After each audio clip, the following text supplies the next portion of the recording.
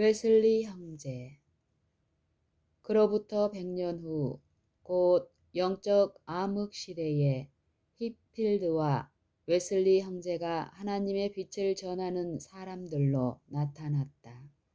당시의 영국 사람들은 국교회의 통제 아래 이교도와 거의 분별할 수 없을 정도로 종교적으로 쇠퇴한 상태에 빠져 있었다.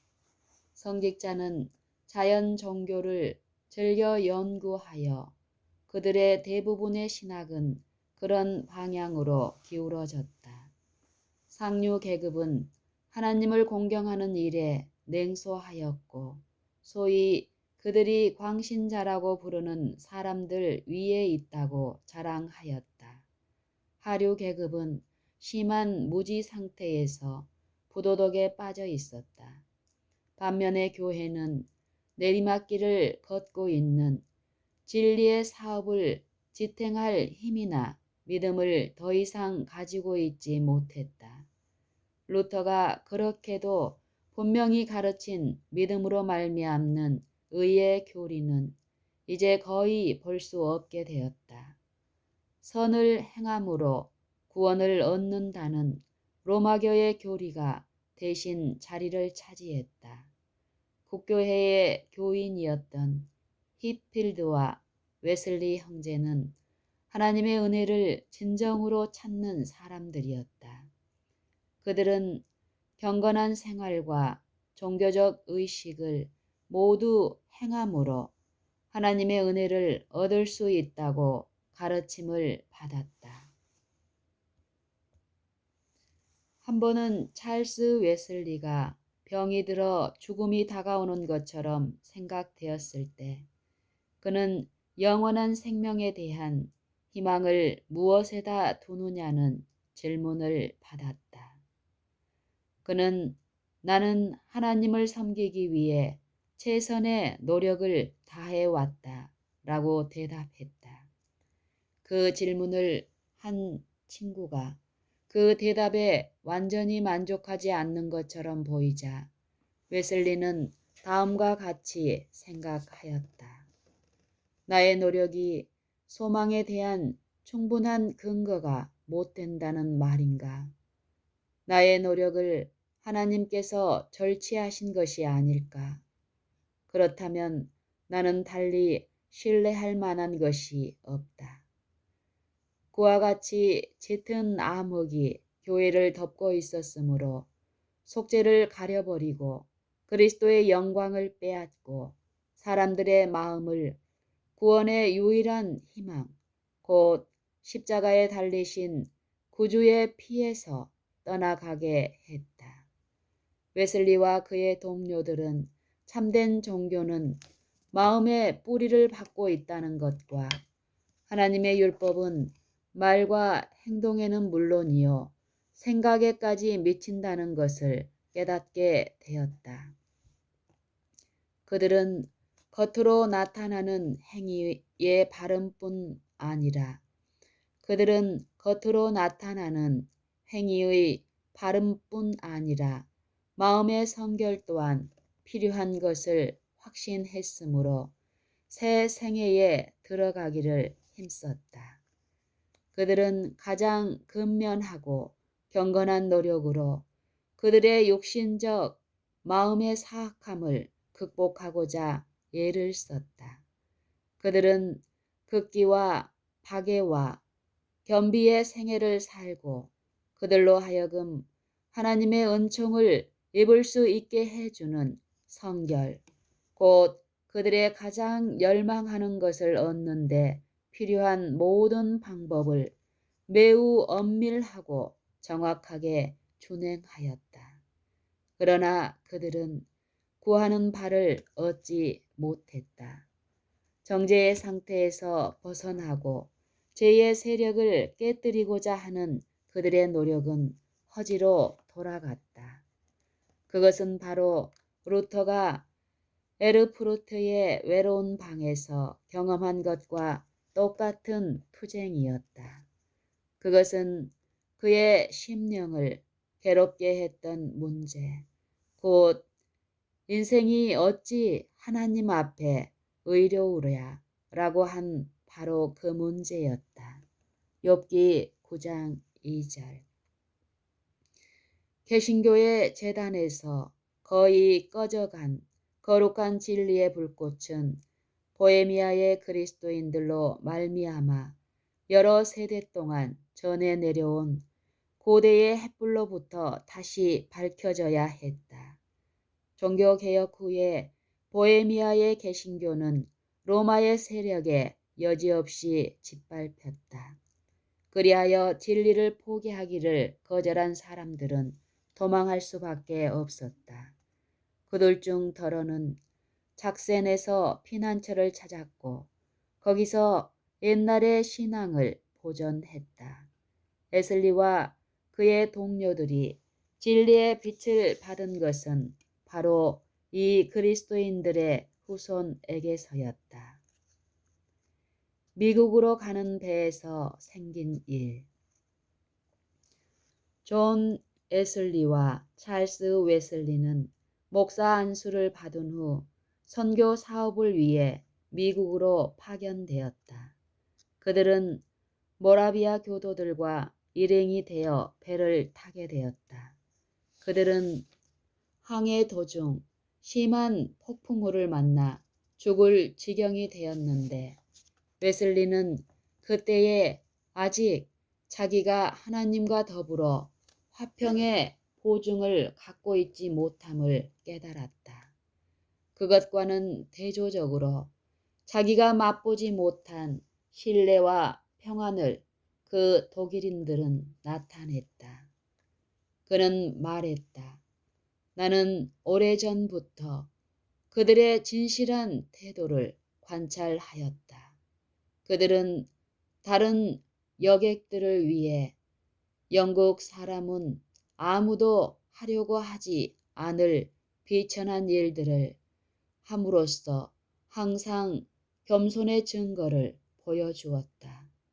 그리고 그들은 그런 일에 대하여 아무런 보수도 원치 않았고 그것은 자기들의 교만한 마음에 유익한 것이라고 하며 그들의 사랑하는 구주께서는 자기들을 위해 더욱 큰 일을 행하셨다고 했다.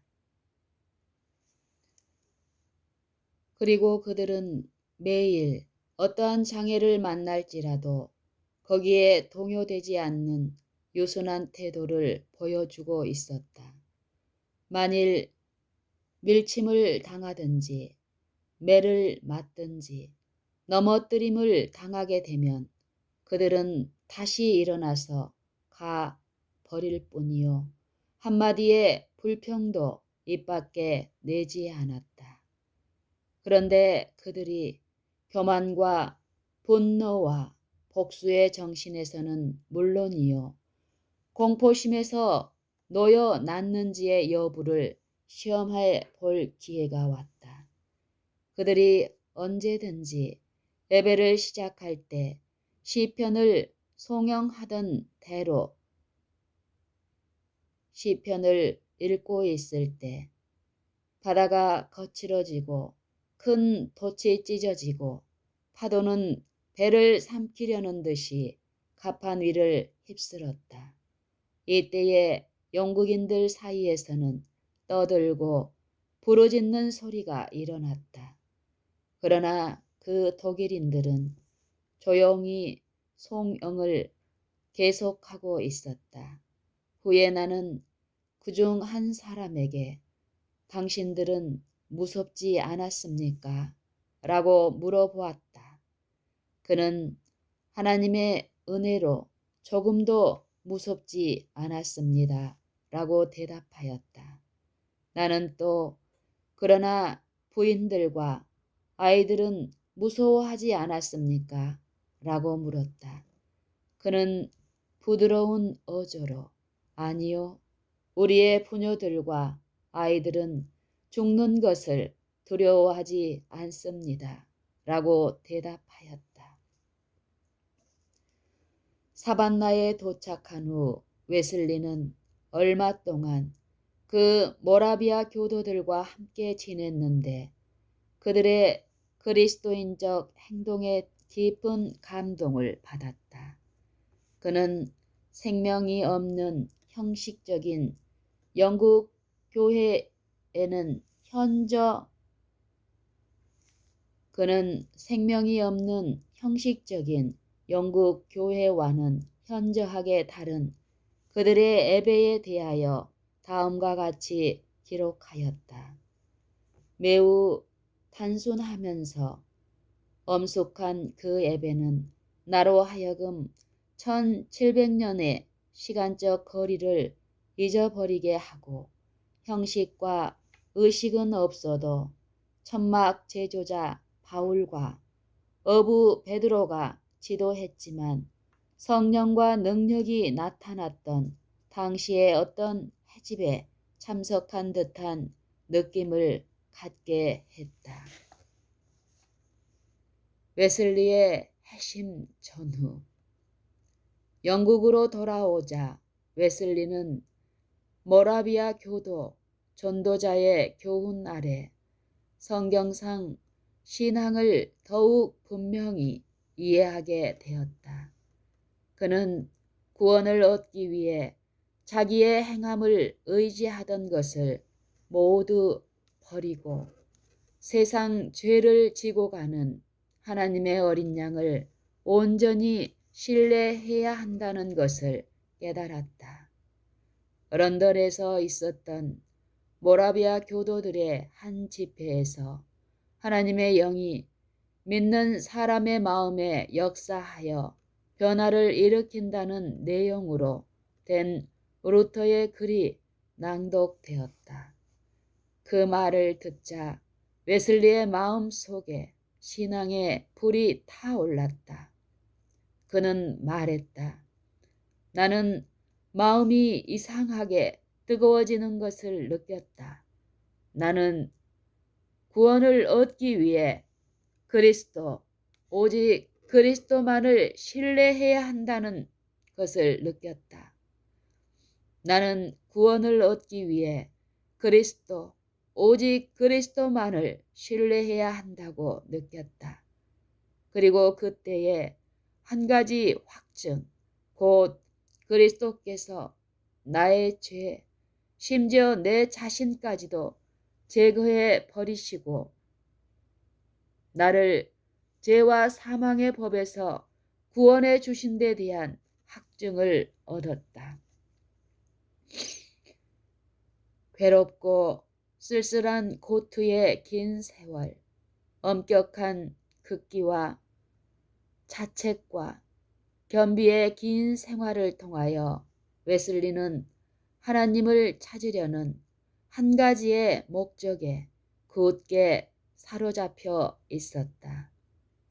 이제 그는 하나님을 찾았다. 그리고 그는 기도와 금식과 자선 사업과 자기 희생으로 얻으려고 애쓴 은혜가 실상은 하나님께서 값없이 주시는 선물임을 깨달았다. 일단 그리스도의 믿음 안에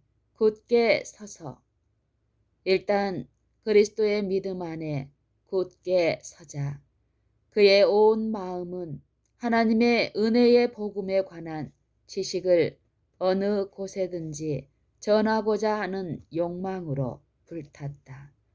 나는 온 세계를 나의 교구라고 생각한다.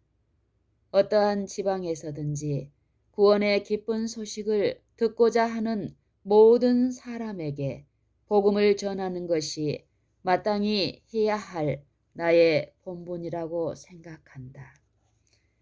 그는 엄격한 극기의 생애를 계속했는데 이제 그것은 신앙의 근거가 아니고 결과였으며 성결의 기초가 아니고 열매였다. 그리스도 안에 있는 하나님의 은혜는 그리스도인의 소망의 기초이며 그 은혜는 순종으로 나타날 것이다.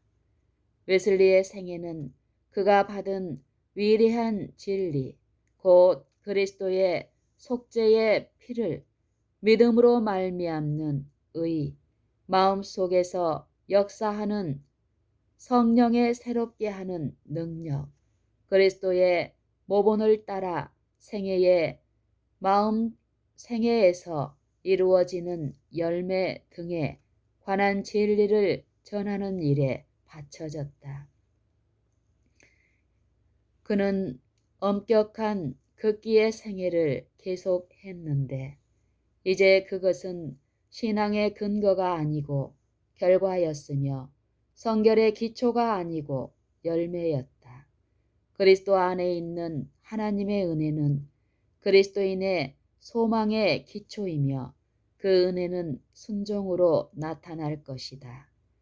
웨슬리의 생애는 그가 받은 위대한 진리, 곧 그리스도의 속죄의 피를 믿음으로 말미암는 의, 마음속에서 역사하는 성령의 새롭게 하는 능력, 그리스도의 모본을 따라 생애에서 이루어지는 열매 등에 관한 진리를 전하는 일에 바쳐졌다.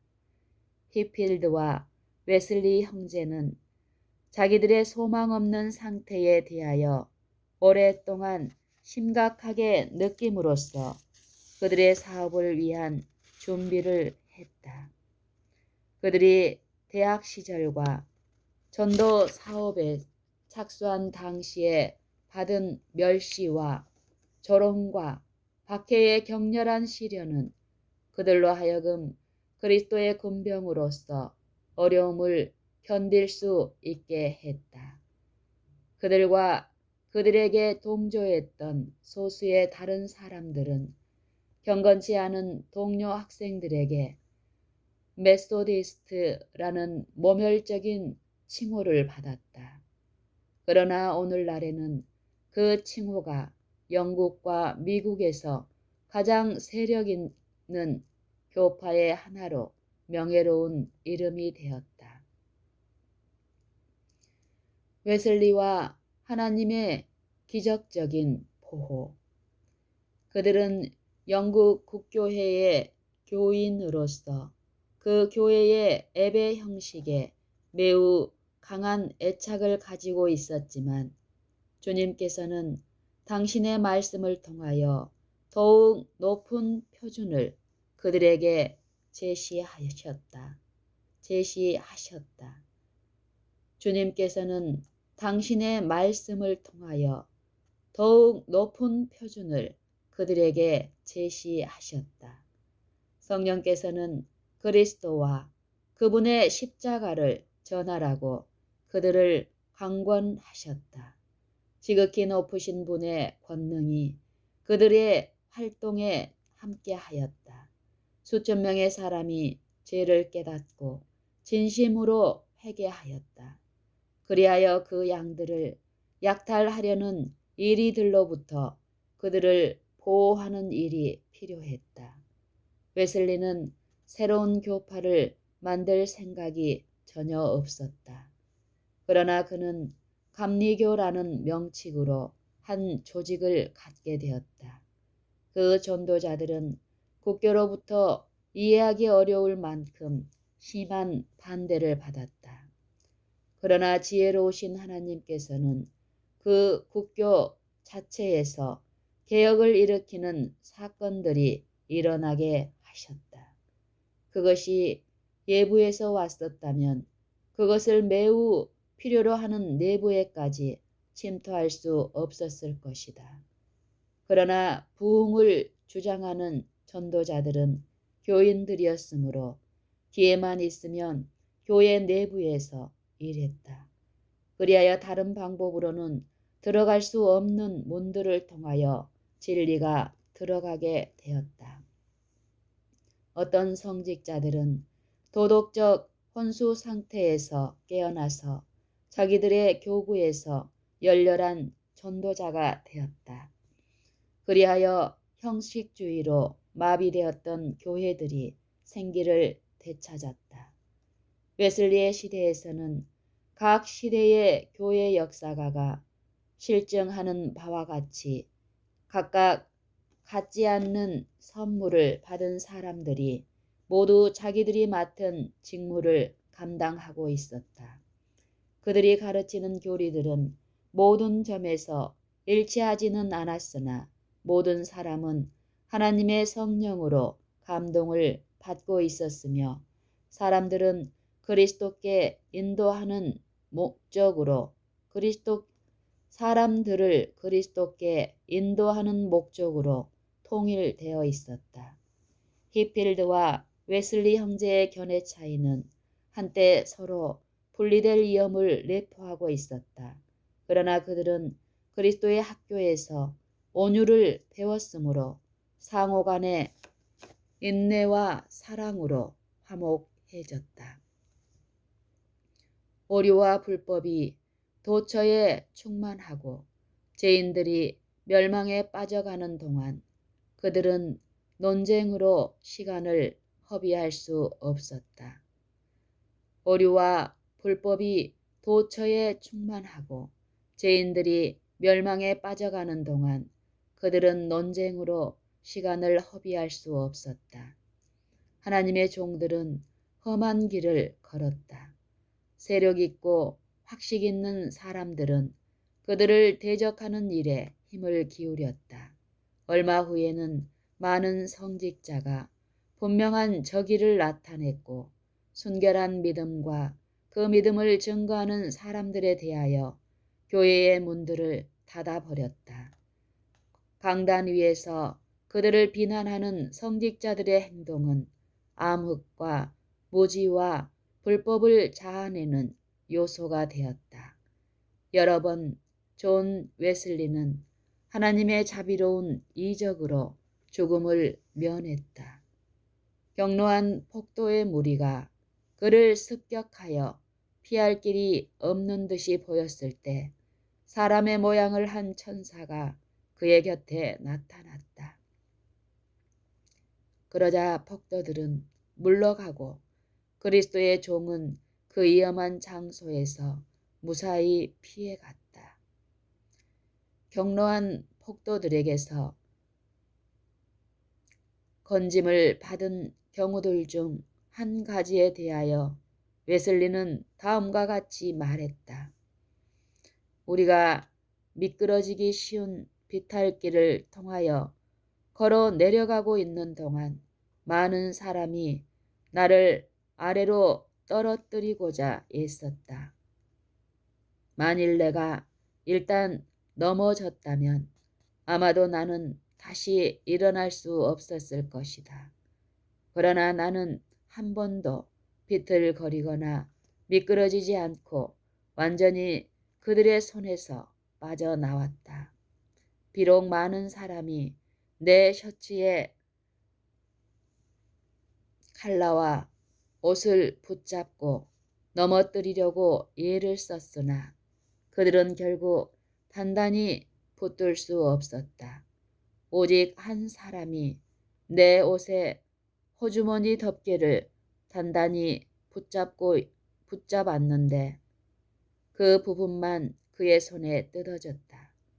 그리고 다른 쪽 호주머니에는 은행 수표가 들어있었는데 주머니 덮개의 절반만이 찢겨졌다. 바로 내 뒤에 있던 건장한 사람이 큰 참나무 몽둥이로 나를 여러 차례 때렸다. 그가 만일 그것으로 나의 뒤통수를 때렸다면 나는 필히 죽었을 것이다. 그러나 무슨 까닭인지는 몰라도 때릴 때마다 그 몽둥이는 빗나갔다. 나는 그때 왼쪽으로나 오른쪽으로나 몸을 움직일 수 없었다. 또 한 사람이 군중을 해치고 달려와서 주먹으로 나를 후려쳤다. 그러나 그의 주먹은 겨우 나의 머리를 조금 스쳤을 뿐이었다. 그는 이 사람의 머리칼이 어찌 이렇게도 부드러울까라고 말했다. 바로 처음으로 회개한 사람들은 그 시가의 깡패 두목들이며 그들 중 한 사람은 시끄러운 일이 생길 때 돈을 받고 싸우는 일을 지금껏 해오고 있었다. 하나님께서는 당신의 뜻대로 준비시키기 위해 얼마나 부드러운 방법을 사용하시는지. 2년 전에는 벽돌 조각 하나가 내 어깨를 스치고 지나갔다. 그 1년이 지나서는 돌이 나의 양미간을 맞췄다. 지난달에는 한 번 매를 맞았고 오늘 저녁에는 성에 들어오면서 한 번, 나가면서 한 번, 2번을 맞았으나 모두 아무 일도 없었다. 한 사람은 있는 힘을 다해 나의 가슴을 쳤고 또 다른 사람은 피가 쏟아질 만큼 아주 세게 나의 입을 쳤다. 그러나 나는 그 모든 일에 있어 다만 볏짐으로 맞는 정도 이상의 아픔은 느끼지 않았다. 초대 메소디스트들의 고투. 초창기의 메소디스트들은 전도자들과 일반 신도 모두가 국교인들과 혹은 국교인들의 무고로 말미암아 격분한 불신자들에게 조롱과 박해를 받고 그것을 견뎠다. 그들은 법정에도 끌려 나갔는데 당시의 법정은 유명무실하여 정당한 재판이 이루어질 수 없었다. 그러므로 그들은 박해자들의 폭행으로 자주 고통을 당했다. 폭도들은 집집마다 찾아다니면서 기구와 물품들을 파괴하고 그들이 좋아하는 것들을 약탈하였고 남녀들과 어린이들을 잔인하게 취급했다.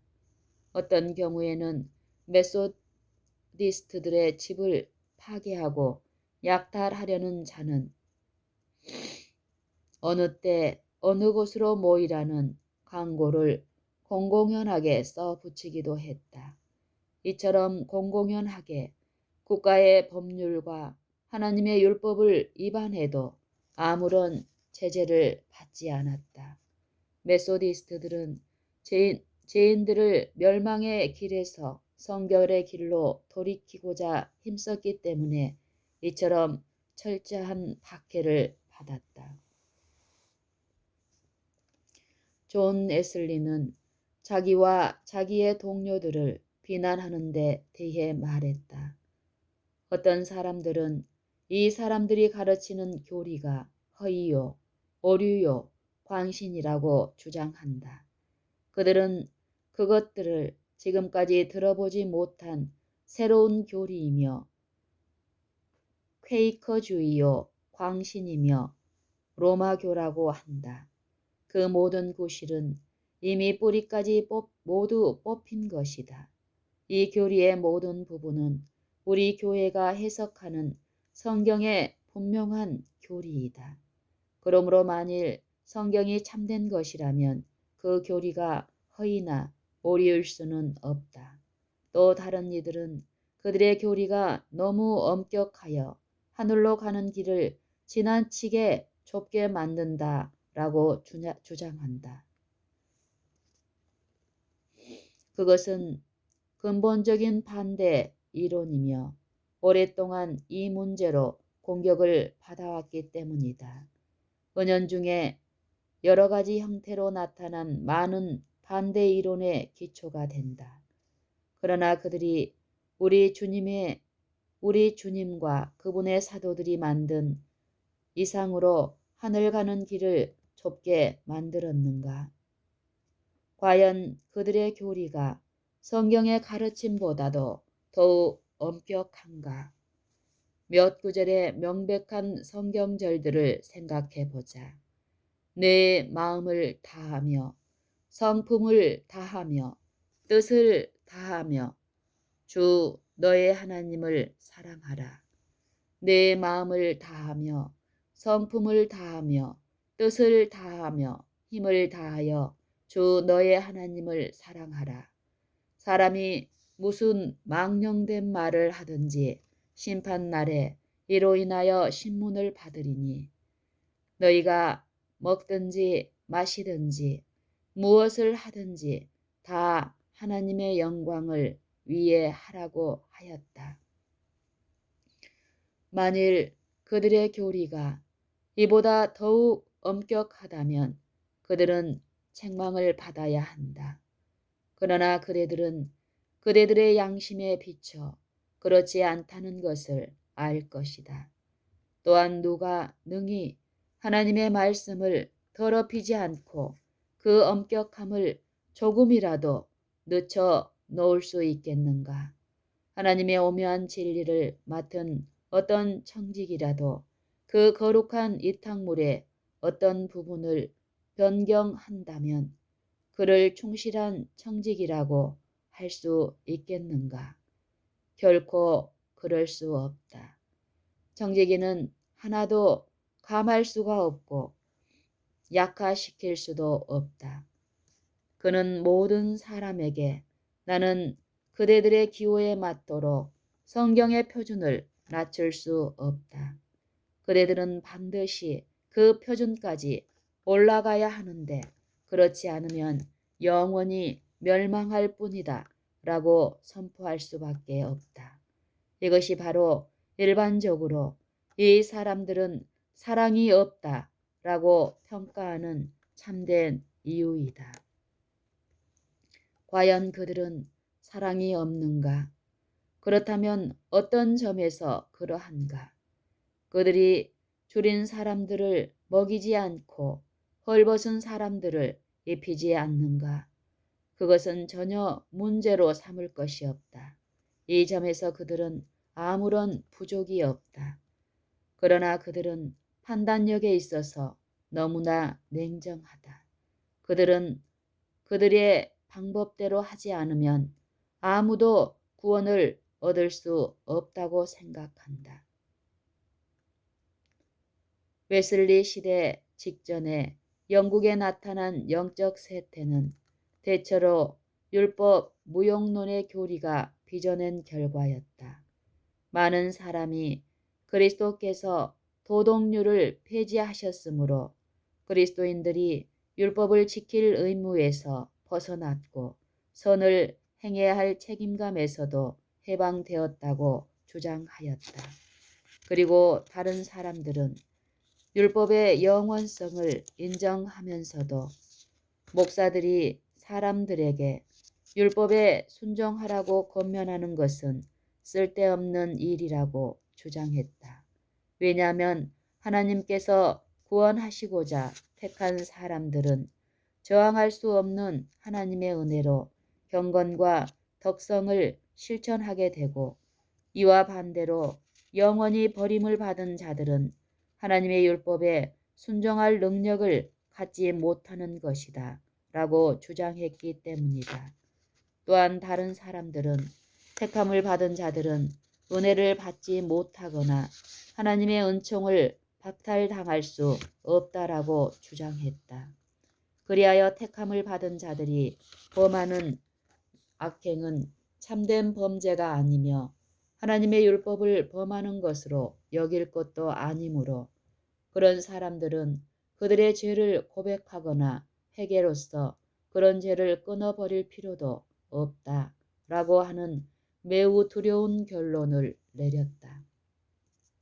그러므로 그들은 일종의 가장 비열한 죄, 곧 일반적으로 하나님의 율법을 크게 위반하는 것이라고 생각되는 죄라도 만일 택함을 입은 자가 범한 것일 때에는 하나님께서 죄로 간주하지 않으신다라고 역설하였다.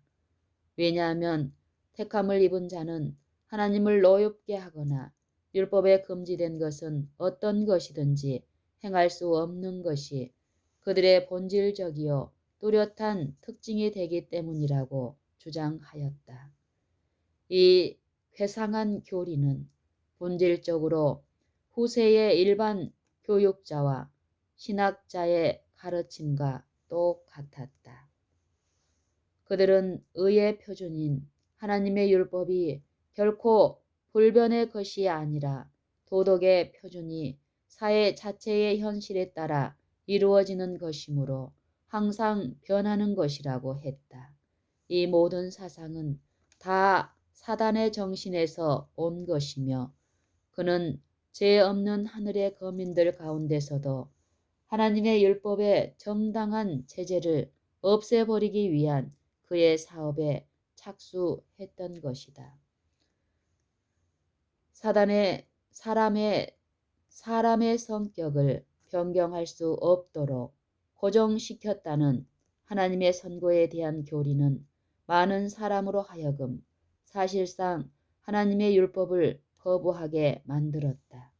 웨슬리는 그와 같은 율법 무용론자들의 그릇된 의견을 단호하게 반대하고 율법 무용론으로 이끌어가는 교리는 성경과 배치된 것임을 증명하였다.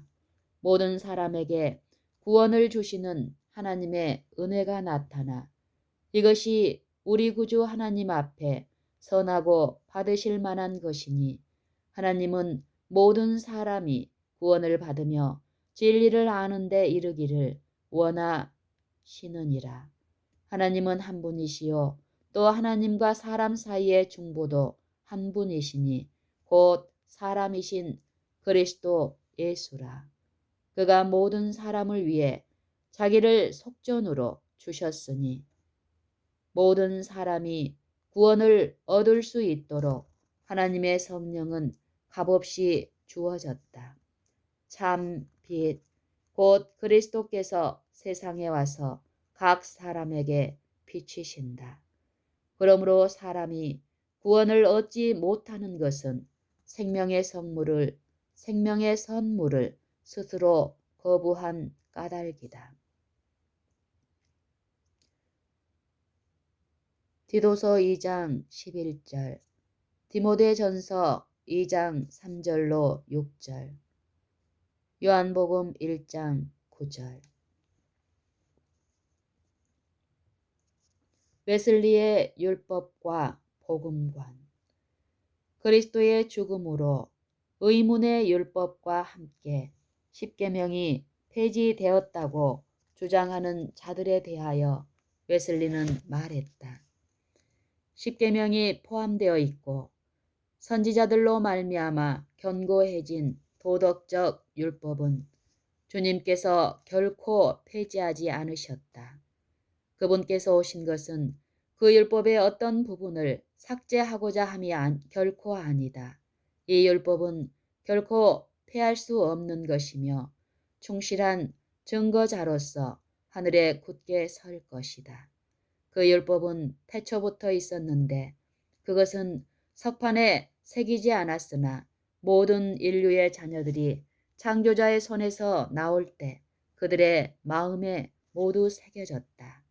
그리고 한때는 하나님의 손에 의하여 문자로 기록되기까지 했지만 오늘날에는 죄로 말미암아 그것이 크게 훼손되었다.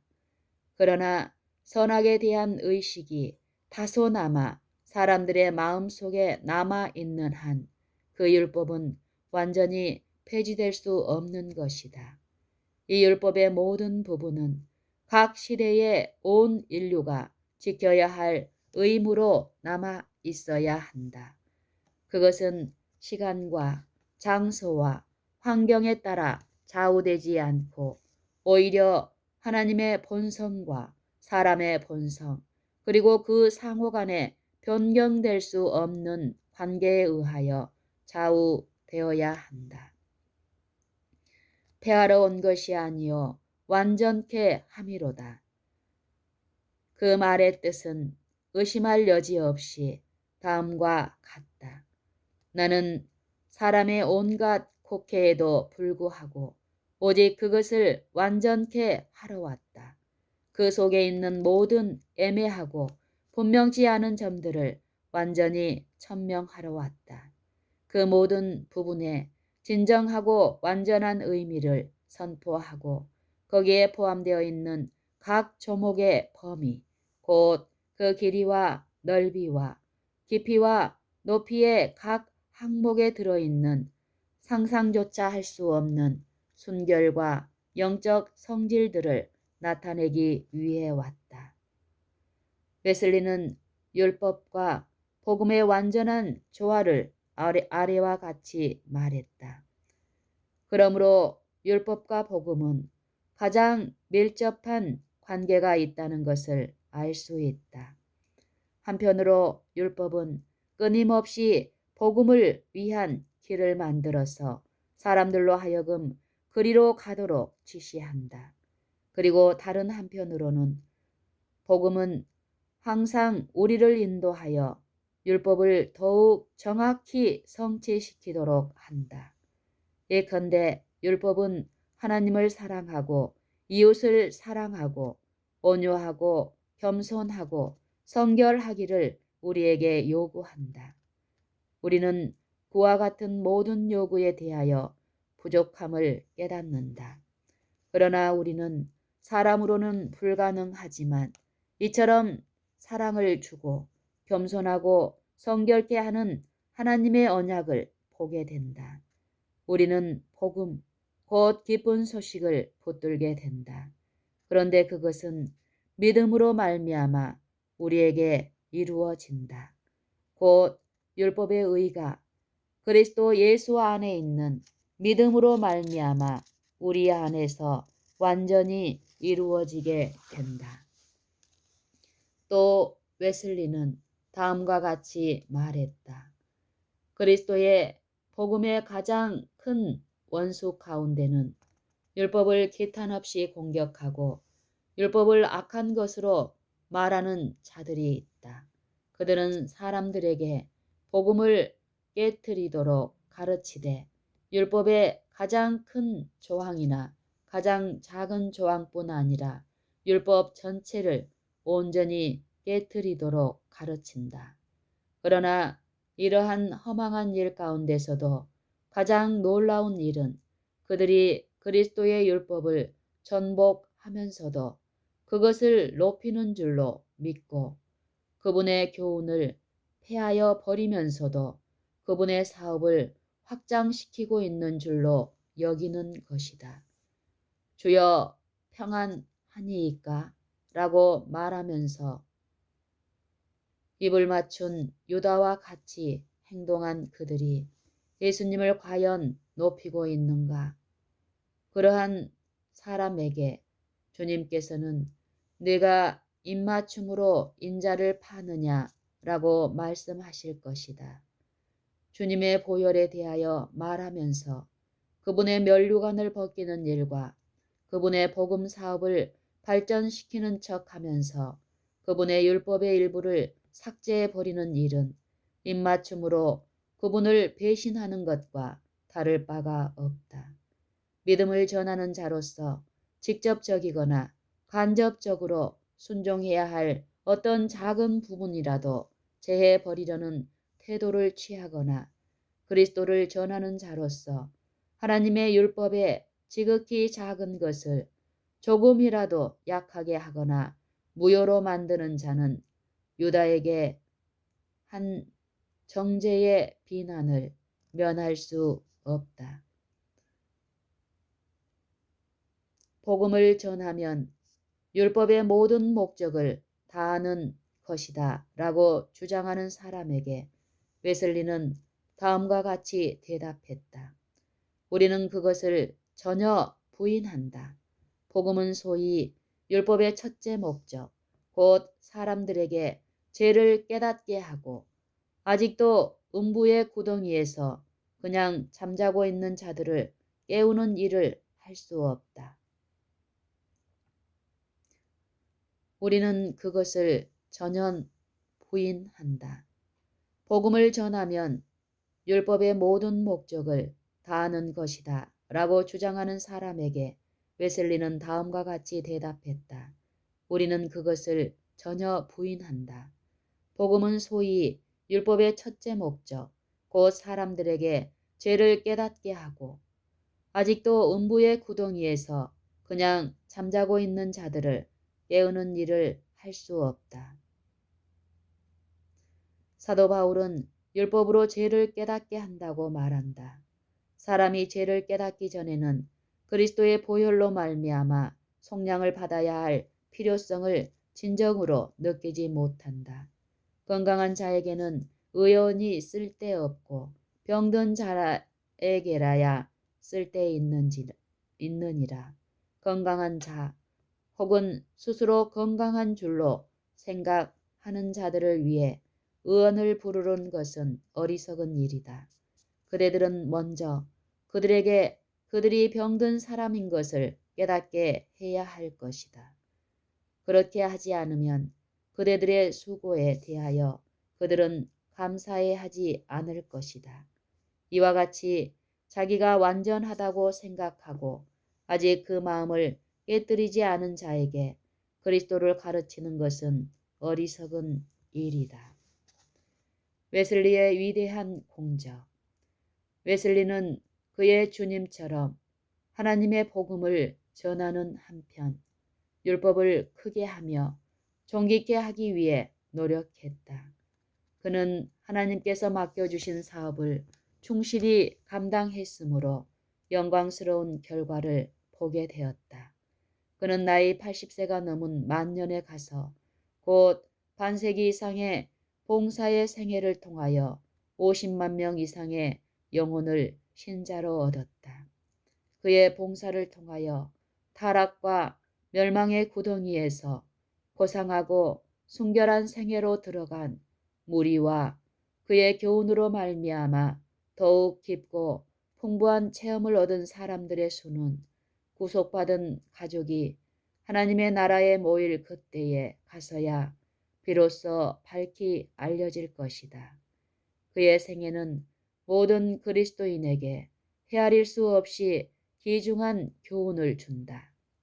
그와 같은 그리스도의 종의 신앙과 겸손, 불굴의 열성, 극기, 헌신이 오늘날의 교회에 그대로 반영되어야 하지 않겠는가.